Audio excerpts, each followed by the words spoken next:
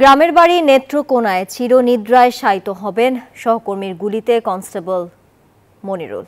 এ বিষয়ে আরো খবর জানাতে সরাসরি যুক্ত হচ্ছেন সহকর্মী সোহান আহমেদ কাকন। সোহান, পুলিশ কনস্টেবলের জানাজা ও দাফন কখন, সবশেষ তথ্য আমাদেরকে জানাবেন।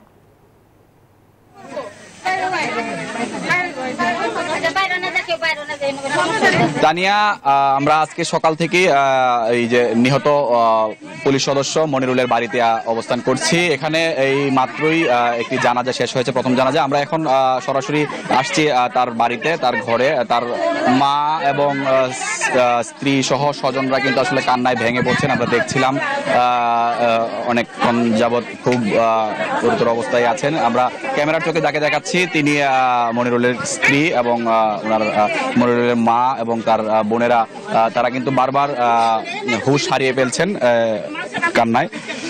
এখন কিছুক্ষণের মধ্যেই হয়তো তার জানাজার প্রথম জানাজা শেষ হয়েছে। দ্বিতীয়, যেহেতু মানুষের সমাগম বেশি হয়েছিল, সেজন্য দ্বিতীয় একটি জানাজার হবে। দ্বিতীয় জানাজার শেষে কিন্তু তাকে পারিবারিক গুরুস্থানে দাফন করা হবে। আমরা ওনাদের একটি দাবি যে কাউসার, যিনি আসলে এই হত্যাকাণ্ডটি ঘটিয়েছেন, তার যেন দৃষ্টান্তমূলক শাস্তি হয়, সেই দাবিটুকু কিন্তু আসলে উঠে আসছে। যদিও এই বিষয়টি তারা বলছেন যে কিছুটা ধামাচাপা বা কিছুটা অন্যদিকে বলার, অন্যদিকে প্রতিহিত করার জন্য কিন্তু আসলে একটি চেষ্টা রয়েছে যে তার মানসিকভাবে সমস্যায় ছিল বা ভুগছিলেন কাউসার। এই যে বাচ্চাটিকে দেখছেন, সে কিন্তু আসলে এখনো বুঝে উঠতে পারেনি যে তার বাবা আসলে এই পৃথিবীতে নেই। কিছুক্ষণের মধ্যেই আসলে তাকে দাফন সম্পন্ন করা হবে। আমরা একটু কথা বলতে চাই তার যে বোন রয়েছে, তার বোনের সাথে। জি আপা, আসলে আপনাদের দাবিটা একটু আমার ভাইকে নিরাপদার জন্য তারা মারছে, তাদের আমরা উচিত বিচার চাই।